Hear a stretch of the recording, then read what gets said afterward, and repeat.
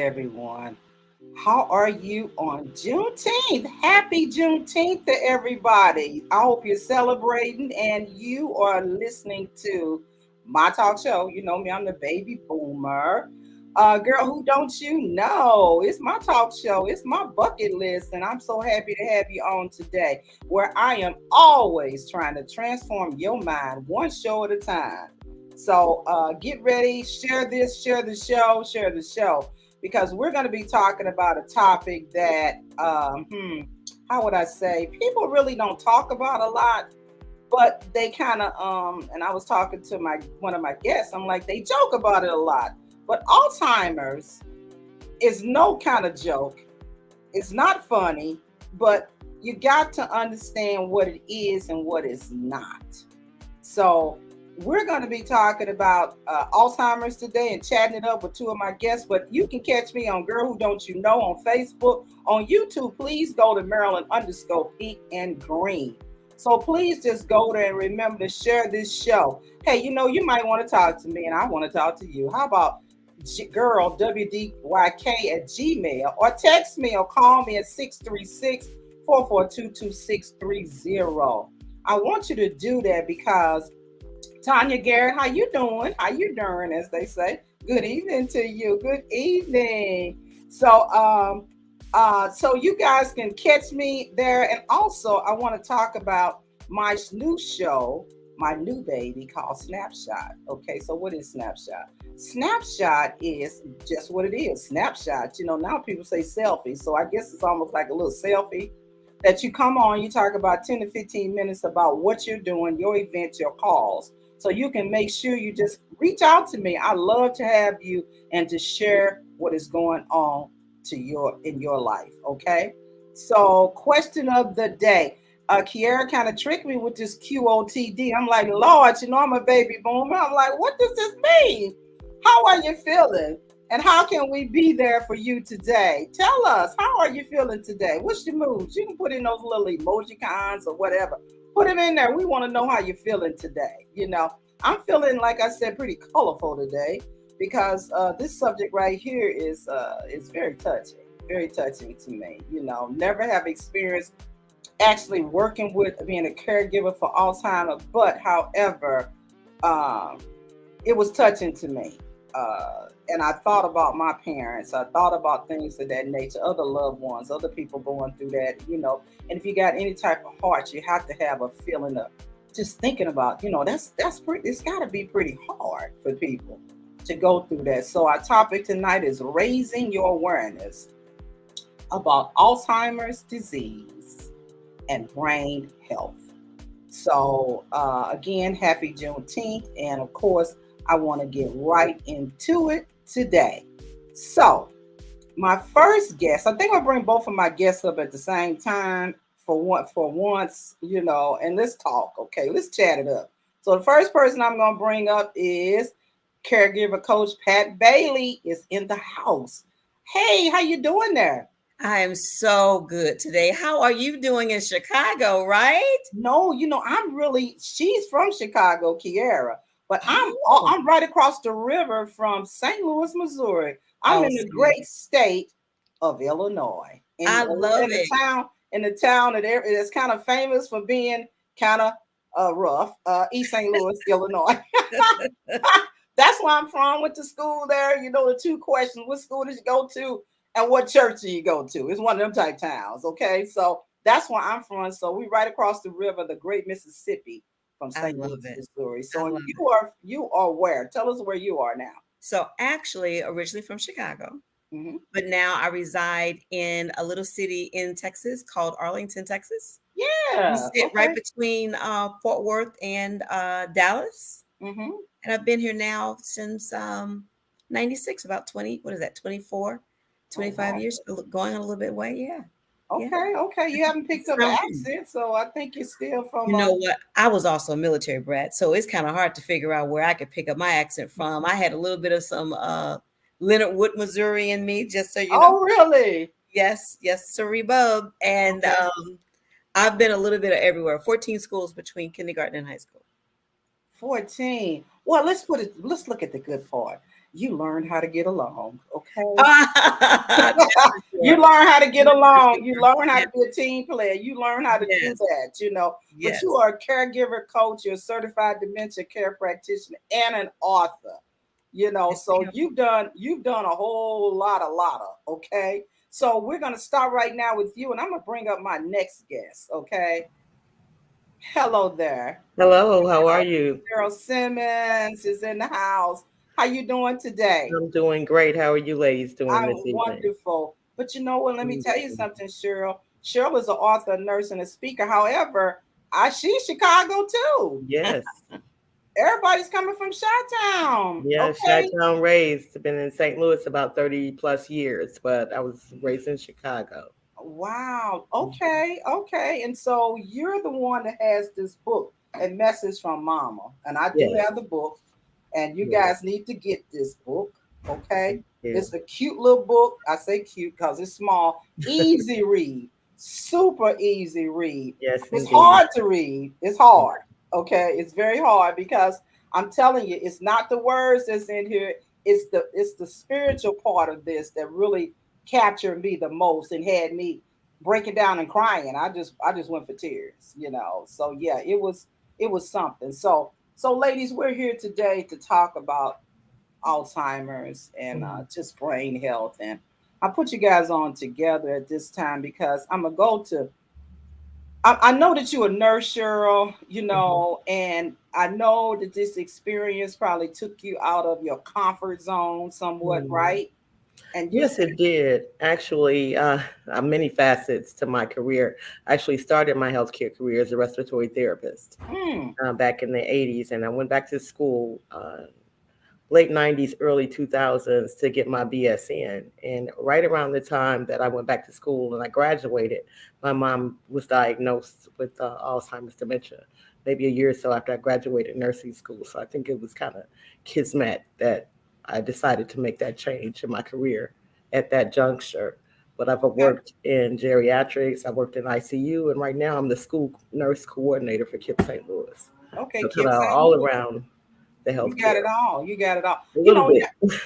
And no, and I said that because no matter if you're a nurse, you're in the medical field or not, there are aspects that you don't know. Okay. Exactly. And you really have to go for that research. All right. So, Pat Bailey, Exactly. you were saying quickly that, hey, I'm not a doctor. Okay.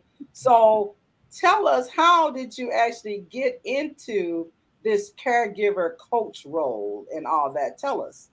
So I want to take us back to my having been in Chicago, and I relocated down here to Dallas. And I took on the role of VP of Marketing at Proline, meaning I've spent my life actually launching hair care brands. Hmm. So those that are from Chicago know corporations like Soft Sheen and Luster Products, et cetera. These were some of my first corporations I worked for. I came down by myself.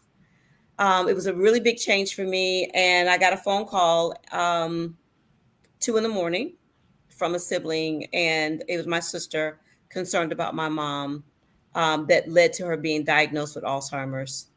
And I want you to think about, I'm a little girl, and my mother one day just audibly, like from her gut, she wasn't feeling well. She said, "Who's going to care for me someday when I get older?" Mm. And my auto response was, "Well, mom, you know it's going to be me." And then say, "Now can I go outside and play?" Right? Right, that right, that was right, that little girl moment. right. The takeaway was, mom is sick. I'm down. I'm traveling 52 trips a year, calling on major retail chains, launching brands, and I bring her down to Texas, and it changed my life because that's when I recognized that the resources necessary to care for our loved ones during a state of Alzheimer's was not written or Mhm. scripted. And here it is, I'm writing and scripting the takeaway of how you can maintain your hair, et cetera, et cetera. But now Right. I'm Mhm. maintaining the life of my mother, and that led to coaching for corporations, for ministries, for families, celebrities, anyone who is addressing the subject of how to age well together, and particularly when you're dealing with the case of Alzheimer's, because it's not normal aging. No, Well, it's not. let me ask you this: How do you diagnose? How do people get diagnosed? Well, it Tell me, depends. Cheryl. It depends. Go It ahead. depends. So with my mom's case, and I was just hoping against hope that my mom had that normal aging forgetfulness that you get, after a certain age. Oh, I forgot where my keys are or whatever. And I took her to a doctor in Chicago at the time, and I was hoping they would say something like her calcium levels are high, because if you have high calcium levels, you can it could make you real forgetful and, mimic dementia. But usually it's a CT scan where they notice plaques on your brain, these plaques and tangles, and that's where the diagnosis comes from. So without a normal CT scan, they cannot firmly diagnose Alzheimer's. They can give you a questionnaire which shows forgetfulness, and to a level where the doctors say maybe this person may have dementia. Let's go and do a CAT scan or an MRI and get a definitive diagnosis. Yeah. So are you saying that it takes us as observants, if you will, or Yes. people say advocacy, it takes us to know when.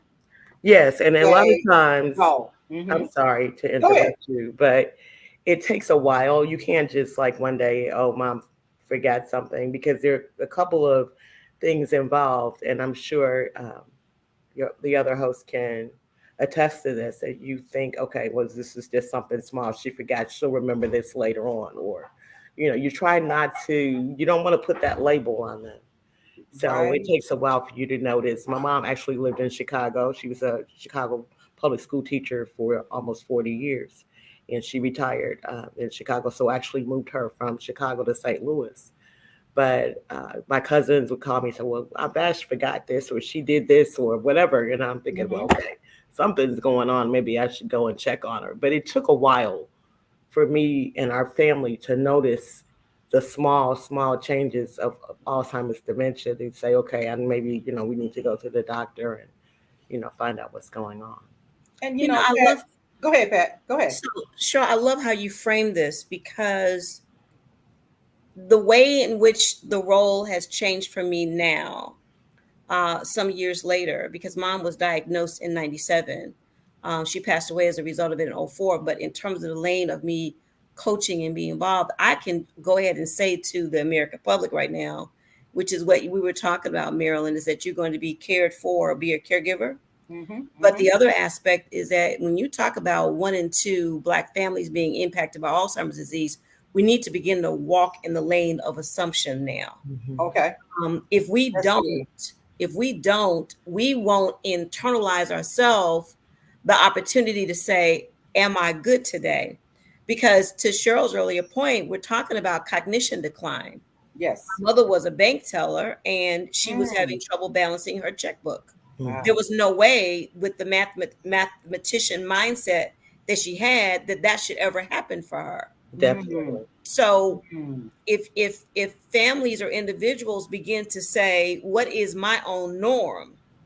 Yes. It's me saying to my son, mom has the ability to remember credit card numbers. I don't need my phone for phone numbers. I took a test this past Saturday. It was 150 questions. If I'm no longer able to do my norm, I need you to advocate for me, even when I can't advocate for myself. Exactly.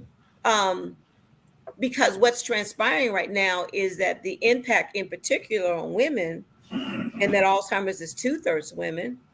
As I told a young lady today, we were out in the community. She says, I'm really concerned about my memory and what I'm doing. I said, first thing is, if you're sitting here like I am, I'm over 65, I'll be 70.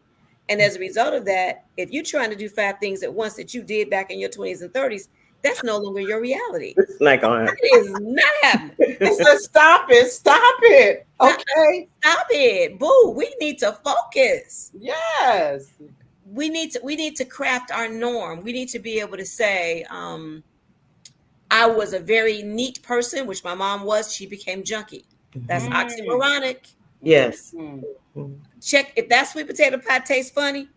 It's a problem. You know it, right? Yeah. Don't forget to call you different things.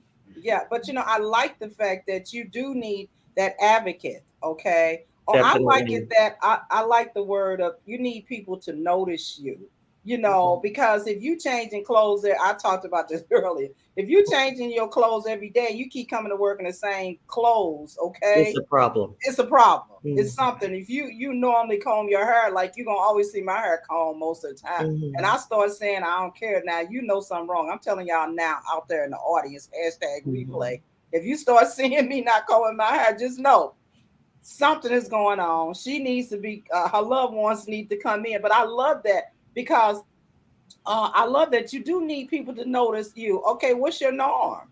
It's because Exactly. I don't want everybody to rush out right now and say, "Oh my God, I've been doing this, I've been doing that," but I'm 70 years old, and this is some normal.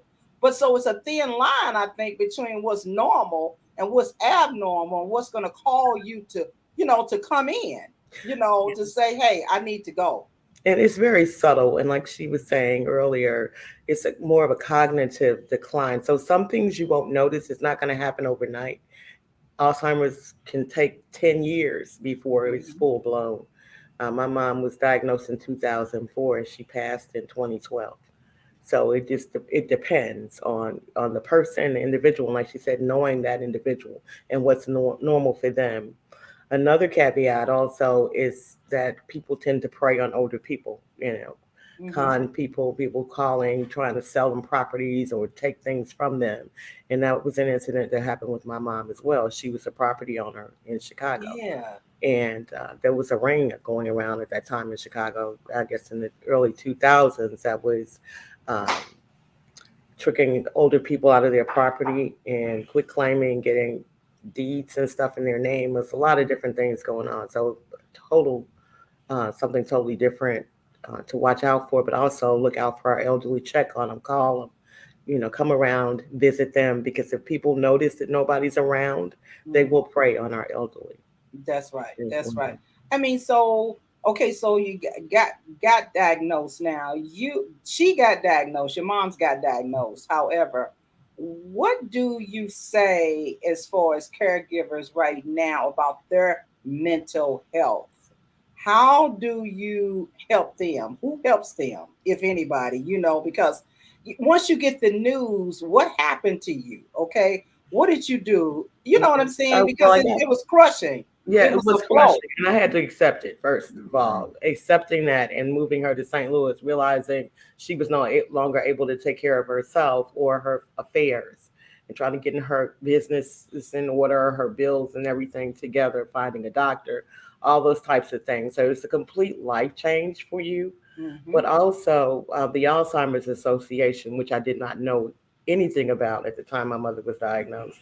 But when I found out about later, they do offer like respite for caregivers, which is a couple days away or something where they pay for you to take a vacation, for you to have someone come in to sit with or care for your parent while you take a break. So self care is one thing that it took me a while to learn, and I'm not sure, Pat, if you can chime in on this as well. But that's one thing that takes a while for that caregiver, especially a child, to let go of the reins because you are so attentive over your parent and wanting to make sure that their care comes first.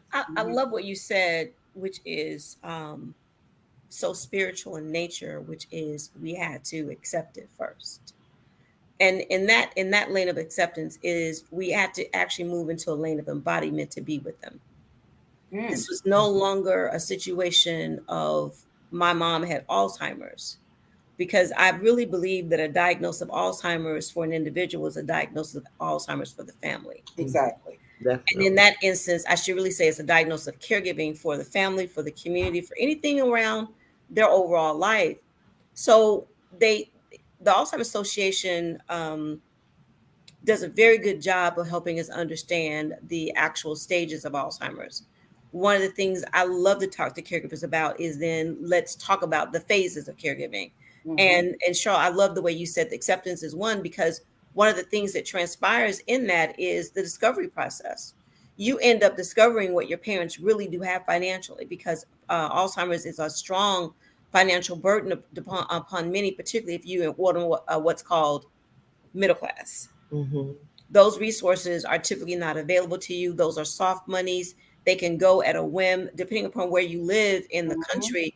Aging is local. Mm-hmm. So where there may be respite care through the Alzheimer's Association where Sheryl live, if I'm in Mississippi or if I'm in Pennsylvania or wherever, depending upon where I live, that may not be an option for me. So discovery of how much is mom's retirement, if any, how much is it going to be for me to put her in if I've got to move her to a facility because I'm having to work. Mm-hmm. If I bring caregivers in the home, what is that going to cost me?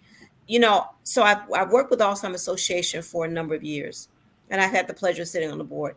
The most interesting thing, Cheryl, is when I get to the number of what it costs to care, people in the room are so unsettled because they think about, I'm getting ready to participate in a role as a caregiver and there are no resources. Yeah. Or I don't know how to go about, because we're not told that at 65 we need to consider what our Medicaid eligibility is going to be like. Right. But more importantly, in running the parallel path as caregivers, we don't always, I hear young ladies talk about, or people in general, I was a caregiver. Well, now my attitude is, well, so how are you caring for yourself now? Going to Cheryl's point about your care. Did you take care of all of these things? Do you know about Todd's? Mm-hmm. Do you know about trust? Do you know about wills? Do you know about power of attorney? Do you know the legal aspect of it? Do you know the financial aspect of it for your own life? Because we're next up. Right, exactly. And Yeah, you never know. Yeah, and I always use this. My mom always said, you know where you're being, but you don't know where you're going. Okay. And so you really have to take this serious. I know, Pat, I saw you in a great interview, and you talked about the different parts of dementia. Alzheimer's is just one of dementia, right? There's also, I think you said Lewy body dementia. There are several types of dementia. Yeah. Yes. And coming on to the show, I'm serious about people joking around about, oh, you got Alzheimer's, you got this, that, and the other. And it's really not a joke. No. It's really not a isn't. joke. It's not a joke at all. And people really need to stop playing. They need to get informed. Yes. Okay. They really do need to get informed, because people who have to experience this, I can only imagine that is just too much. I think, Pat, you said something on your interview, and Sheryl, you touched on it also. You talked about how your mother, you start learning things about people. You start learning things about things in your family you never knew before you was born. Mm-hmm. And I think, Pat, you talk about LIFO, last in and first out. Is that something as far as what they talk about, or yeah, it's basically, there's a way to think about where your memory is maintained relative to the hippocampus. And in that instance, you get to understand there's memory that has been layered, it takes a long time for it to unwrap itself. Right. But if you have something that took place last week, it has not been layered across all the lanes in which cognition occurs. The auditory aspect of it, the visualization aspect of it, the way in which you live with it. So last in, first out, believe it or not, has everything to do with the fact that as Alzheimer's begins to present itself, that's where, Cheryl, I think I was hearing you correctly. You're saying they were talking about how mom was forgetting things. People make the joke of, oh, my doctor told me that I don't have Alzheimer's because I may have left the keys in the refrigerator.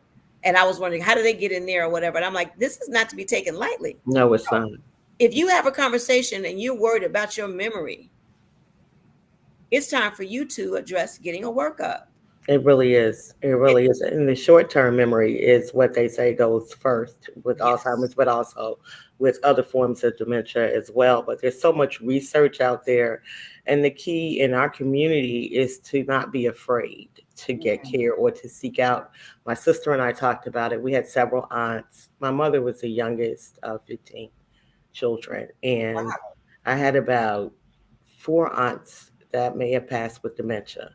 So we're wondering, I know here in St. Louis, Washington University is doing a research study for Alzheimer's dementia. And so are several other major medical center universities across the country. And it's so important for you to go in if you've got a family member that may have been diagnosed or suspected, to just see if you have the gene, if I know it's a scary thing, but knowledge is power, and it's so important, especially in our community. We can't be afraid to know the truth, because what's going to save you, and that's going to save our children and our children's children. Cheryl, that is really powerful. The word of afraid in this instance, because when you talk to our community, our Black community, one of the things that we speak to is that we are from the lane of faith. And so in that instance, faith does not exist, of course, typically without fear. Exactly. But at the same time, I must face my fear. For me, I need to faith my fear. There you go. Yes. That's so awesome. Because I had someone recently say, well, I don't want to say that out loud. I'm thinking the enemy can be in charge of the airwaves, but I am in charge of my way. So say that again, Pat, for the people in the back in the balcony. Okay, that is what God has given us with and with that walk. So the thing that happens in this instance, I think strongly about, is that under the auspice, if you have not because you ask not, if you do not take control of what's going on with your own body, it's an insult to yourself and to me, to God. To your faith. Exactly. Yes, to your faith. Ask the hard questions, face the hard questions, and it allows you to address the precision of then canceling it out. I can check the box and say it's not that. For sure. When we got on the show earlier, Sheryl, Marilyn and I got into a conversation, and I was listing the various indicators, so as to what could potentially lead to Alzheimer's. The what we talked about, the diabetes, the hypertension, anything that's vascular related is a concern. Stress, sleep disorder, overall mental health, racial discrimination, trauma. Oh my gosh, trauma. Okay. Genetics, environmental. These are the 10 biomarkers. And with the fact that I have the pleasure of being the agency of record for the University of North Texas Health Science Center and their Health and Aging Brain Study, which is in connection with other 16 universities across the country, all a part of research on Alzheimer's, right? The thing that is extremely interesting to me under this auspice of the fear, and why won't we become part of these research trials? And so in the community here, I said, well, let's not forget that there was a thing called the Tuskegee trials. I mean, exactly. It is, right?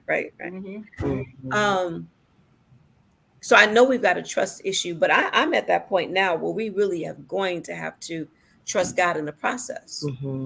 We'll have to face our fears. We have to face our fears. We really and truly do, and address the process of what is a good workup for you. My mom actually, Sheryl, the actual doctor she had that did her workup was Rush Presbyterian St. Luke in Chicago. Okay.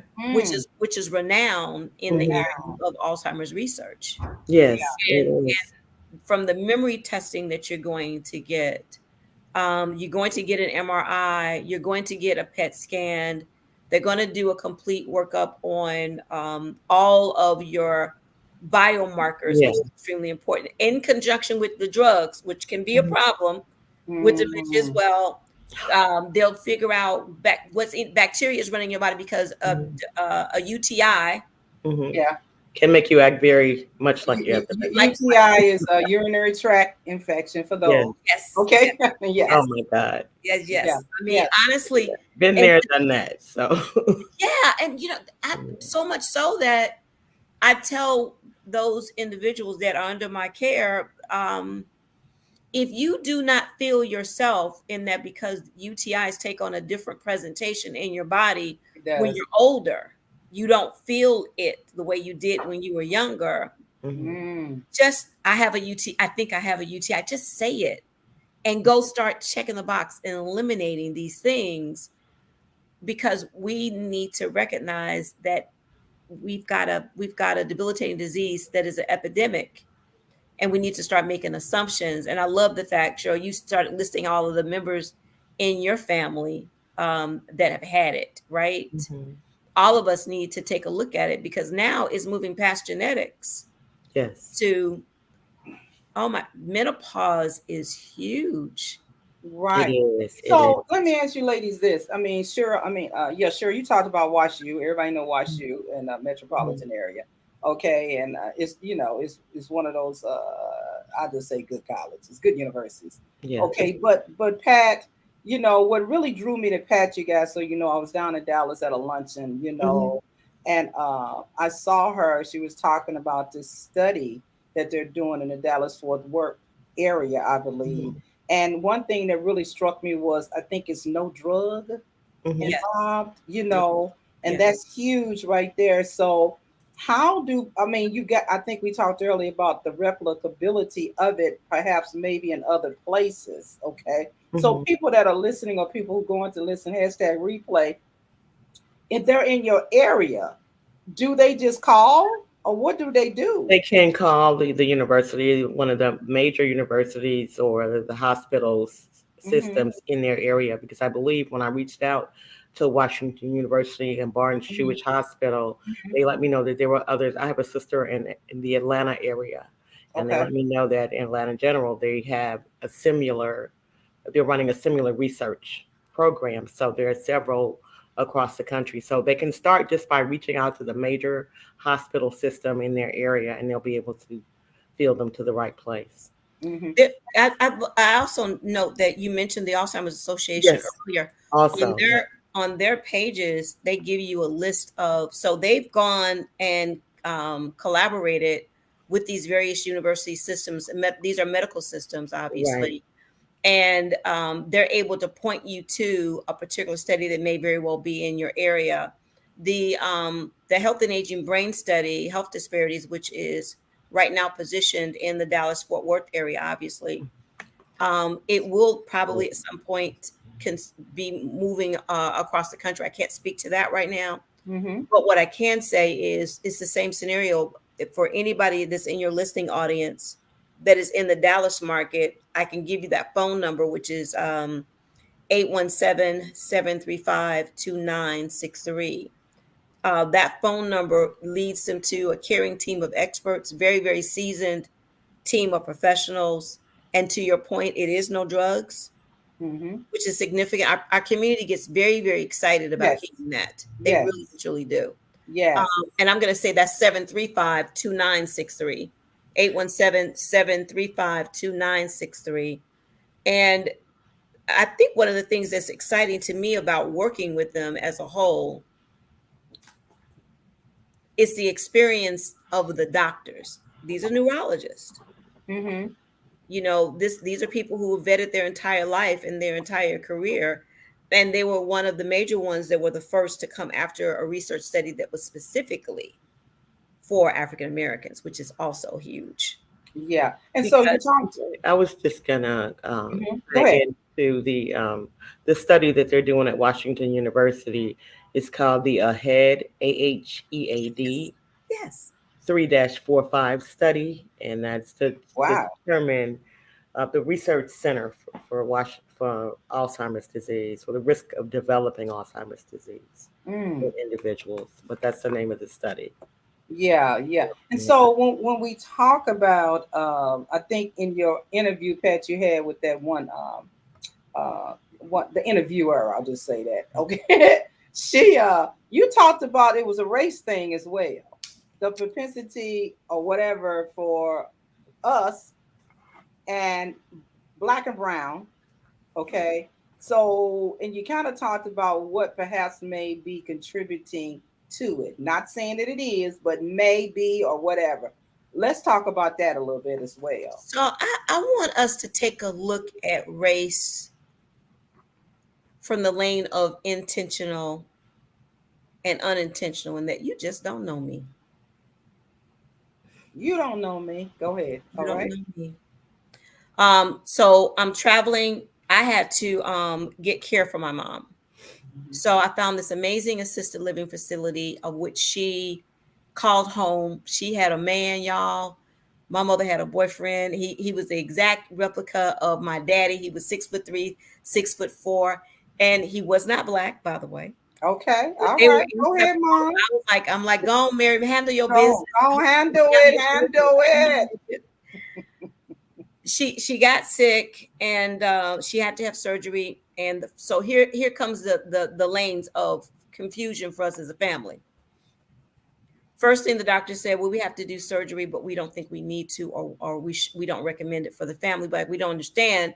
She has a major issue with her colon. Why wouldn't we want to do surgery? Well, she's kind of elderly. And I said, I'm sorry, are there anything within her medical workup that suggests she could not come through the surgery? So you basically have just said to me, because she is of a certain age in your mind, and I spent a lot of times talking to doctors about what would it be like if it were your mom. Yes. Second case in point is her physician at the time. I am traveling. I'm power of attorney. So you don't move her without my understanding in terms of, I had a care plan for the hospital with the nursing staff. I didn't just drop her off. This is how she eats. This is the music in her room. Here's a complete care plan for her.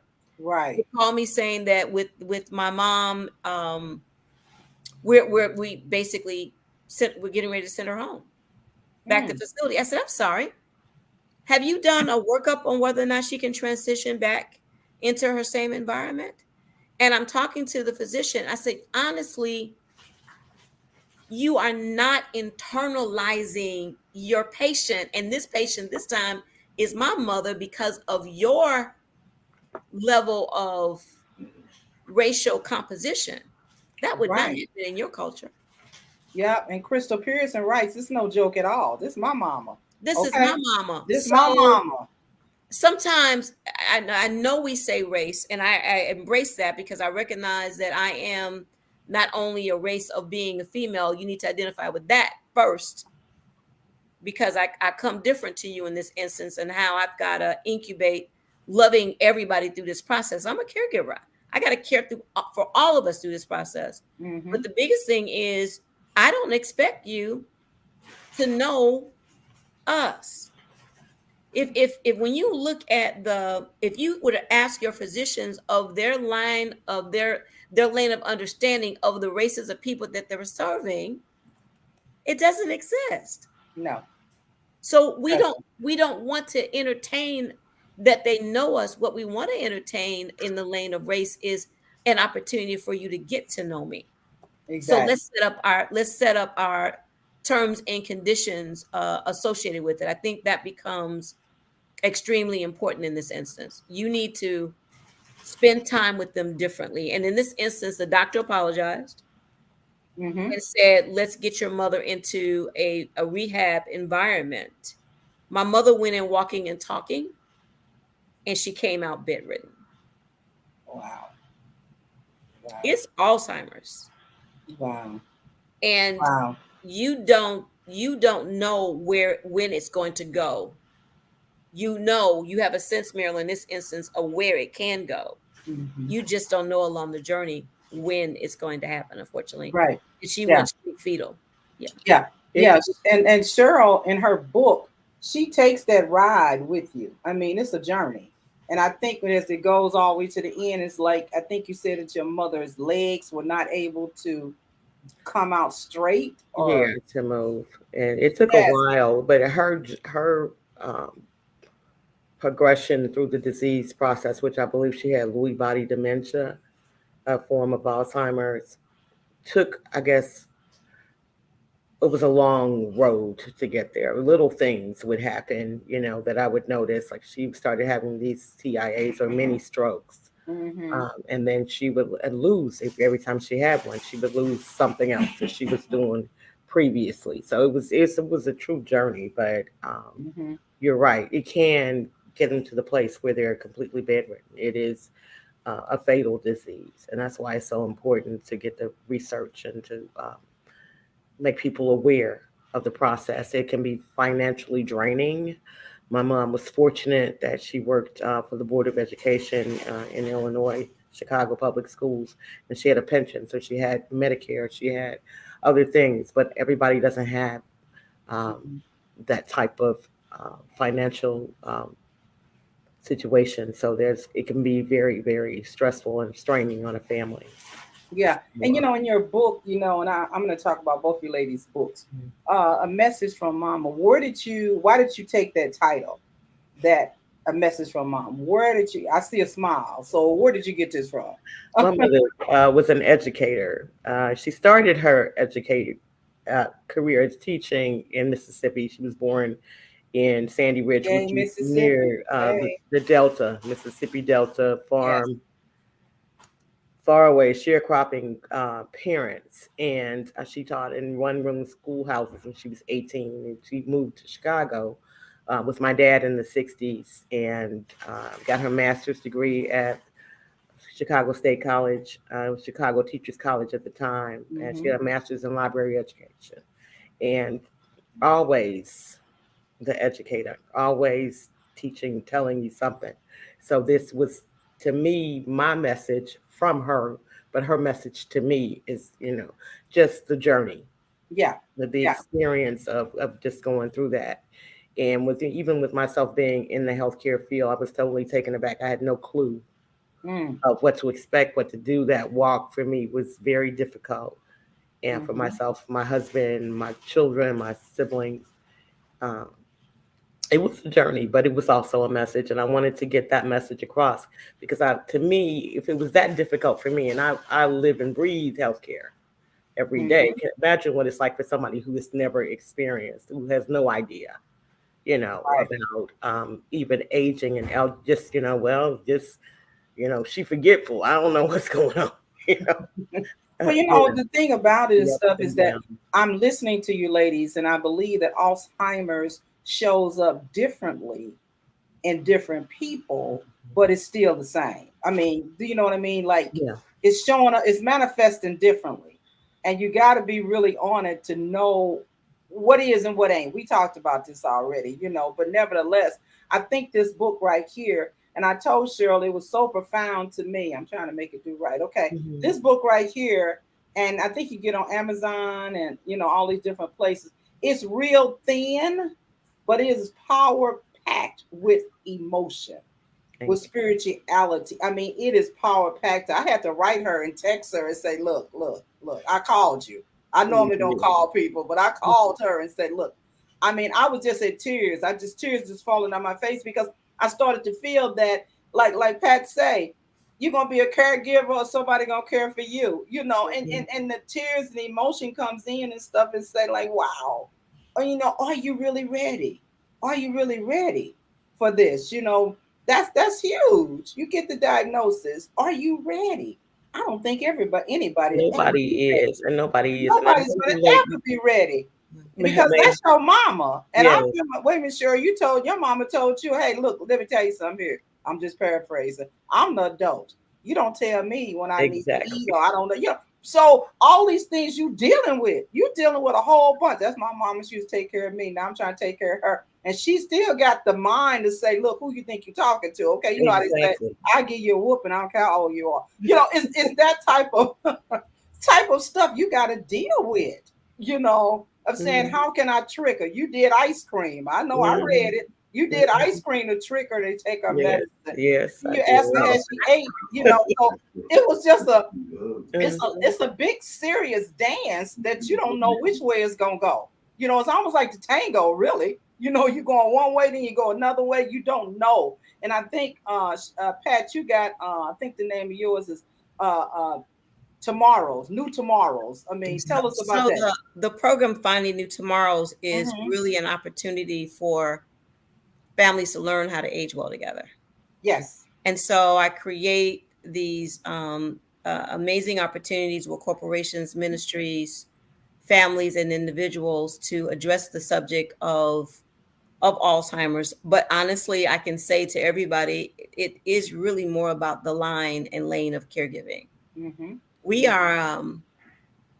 are destined to care and love for each other. You and I were talking earlier about defining new tomorrows and its alignment with Ephesians 6:2. Right. In the honor thy father and thy mother, right? Mm-hmm. Mm-hmm. But I believe that the way in which I have the various phases mapped out for individuals is because it is a state that you're going to go into and that you're going to live with another human being, which is someone that you love, and you're never going to feel as vulnerable. It had nothing to do in comparison to me being a parent and a grandparent. Mm-hmm. I am in the midst of caring for who created me. Exactly. Wow. Mm-hmm. And the only thing that I can think of is I love the thought about ice cream, knowing that there were food triggers that could put a smile on my mama's face. Mm-hmm. Yeah, yeah. But I had other triggers, which was dance with me. Come on, mama, mm-hmm. let's do the twist. There, I had music. And so one of the things I do is I take families through the various phases to know, for you to anticipate what's coming, but also for you to understand your love language. Mm-hmm. I don't argue with someone that has Alzheimer's and they say that there's someone in my room when we visually don't see anyone in their room, right? I don't argue with them about something is on my chair. I don't see it, but it's on their chair. I don't argue with them about all the little nuances. Mm-hmm. My job is to give them comfort in this process. And it's got to be complicated because I remember when my mom got the diagnosis and we're there as a family, and she said to us later, they're trying to tell me there's something wrong with my brain. And I said, Mama, no matter what anybody can ever tell you, you're still my mom and I'm still your Pat. Even to the time in which counseling people over when your parent forgets who you are. Mm-hmm. So I am with my sibling and my sister, and they are loving on each other, and I'm standing behind them. So my mother, I came in as a surprise. She hadn't seen me yet, so I'm gonna surprise her, right? Mm-hmm. And they're all kissy, lovey, kissy. And I stood there at one of my most embarrassing moments, and I'm talking to God internally, and I said, but God, she is calling my sister's name. Now, I'm the oldest girl. Mm-hmm. And so I'm the one that changed diapers. Last time I checked, when you change folks' diapers, you don't get jealous of nothing because you pretty much your parent, right? Right. I'm telling y'all, I had a moment, and I'm standing there crying. I'm doing all of this. I'm so tense, right? I'm so wound up trying to do this great job. Mm-hmm. And she's forgotten my name. And she turns around, and in the midst of her turning around to see me, guy says, but she needs to remember this one's name. Mm-hmm. And I got shamed. Mm-hmm. My mother turns around and looks at me, and she calls me by my real name. Oh. She called me Mama. Ooh, I'm getting chills on that one. Go ahead. Mama. Mm-hmm. Wow. There is never anything more divine that you will ever have in your life if you learned to love yourself and the person you care for through this process. Mm-hmm. Yes. It's not impossible. Yes, it is hard as I don't know what. Yes, it is. Because you're thinking for two people, and one of them is mentally incapacitated and they don't know it in its entirety. Wow. They know something's wrong. Yeah, they do. They do know something. And you can look at their eyes. You can look at their eyes. I was looking at one of the biggest advocates is Wayne Brady. Okay. #NALZ. And so when I looked at his grandmother's eyes, it's something about them eyes. You know, they say it's a mirror to your soul and whatever and stuff. You got, I mean, I'm not going to say I've never been around anybody experienced Alzheimer's. I didn't know. I didn't know. But the eyes will tell a lot about people, it will. period.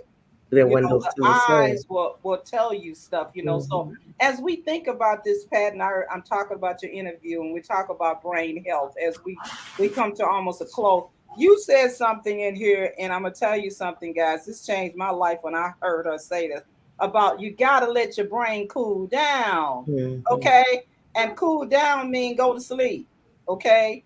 Cool down means what? You said things like keeping your body hydrated when you talk about brain health, the blood flow, I mean, stop forgetting about your head. Okay. It's yeah. What's interesting about the cooling down process also?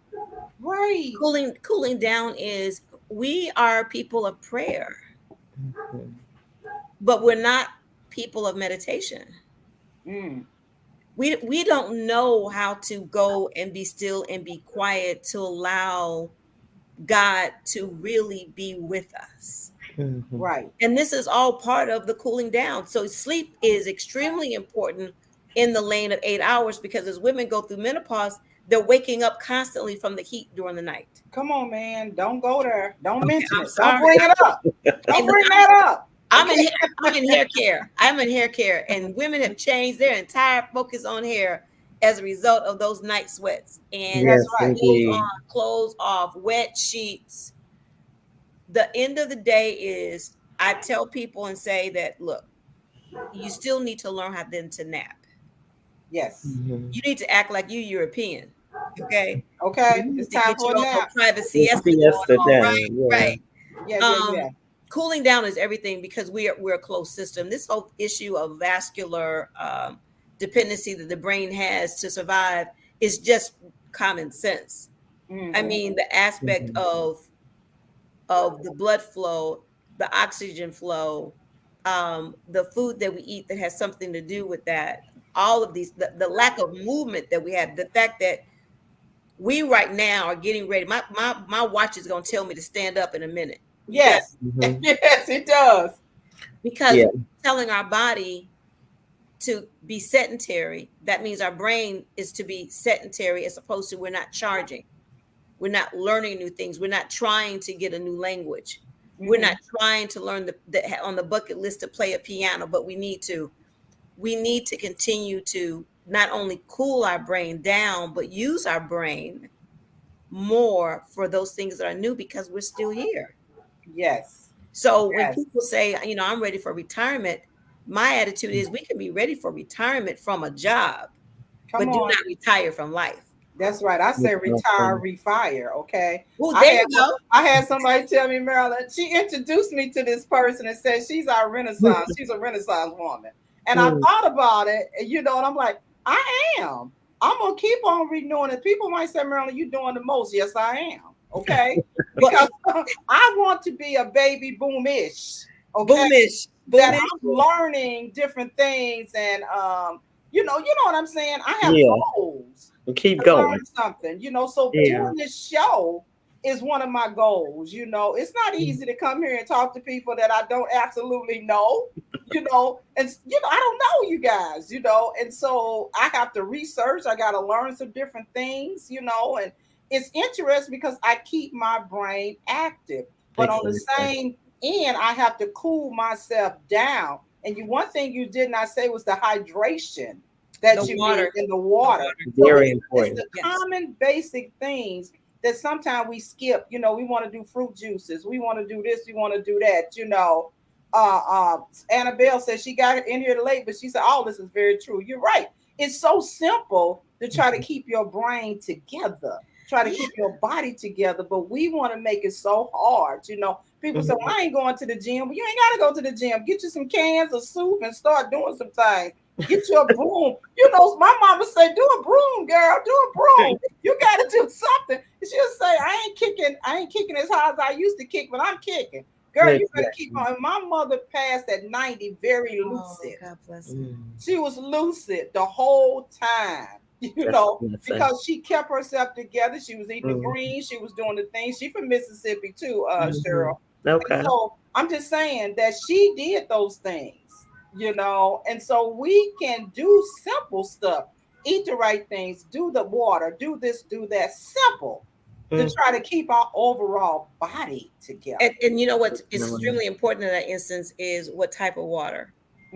That's also extremely important. Is that you need to have a conversation with your doctor and then look at someone addressing your alkaline levels in your body. That becomes extremely important.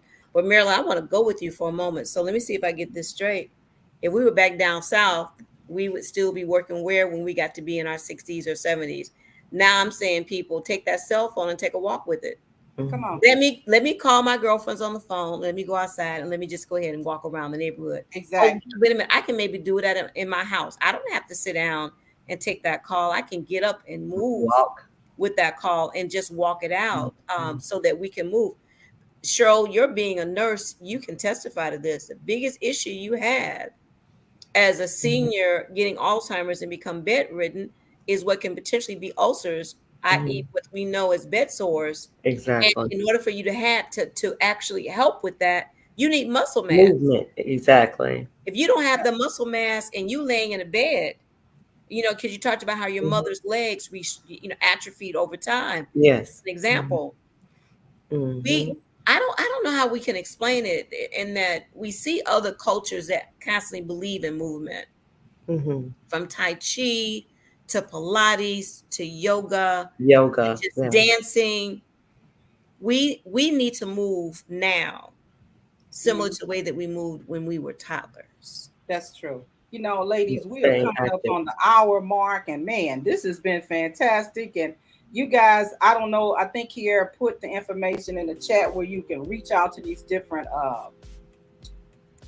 researchers, and guys, hey, y'all need to get your brain together, okay? Because if the head is messed up, the whole body messed up, and we know that to be true, So I say this, you can go to Sheryl, get with Sheryl, email her, talk to her. Sheryl is the speaker and all that, and hey, get with Miss Pat, put her email. She got that book for Sheryl, A Message from Mama. Y'all need to go get it. I mean, it's a hard, easy read. Then you want to go to Miss Pat to She Ages Well, and she got a slew of information on there. I'll definitely be reaching out, Pat. Yeah. Sheryl, let's do that. Yes, please. Yes, and findingnewtomorrows.com is where you can find Miss Pat's books. Go there, ladies and gentlemen. She's on social media. And let me just say this. I've given you a no excuse kit, okay, today to say, don't say, I don't know. You do know, because I'd have told you, okay? And these ladies have taken out their time to come on and tell you about keeping your brain healthy as far as they know, okay? And no, there's no cure, but guess what? It's okay. So next Monday, July the 10th, I'm stopping on July the 4th, right? I'm going to have a bunch of creatives. The creatives are coming, okay? Rachel Jenkins and Mahogany, DJ Moss, Precious Henderson is coming on. And so we're going to be doing some poems. We're going to do some, I don't know if she's going to do that music stuff, but nevertheless, I'm going to be talking about sisters doing it. So yeah, it's a good thing, but I have thoroughly enjoyed you guys. And here are my final words. Learn how to love your brain and love it, okay? Love your brain. Ladies, thank you so much for coming on. This has been really, really, you're welcome. It's been enlightening.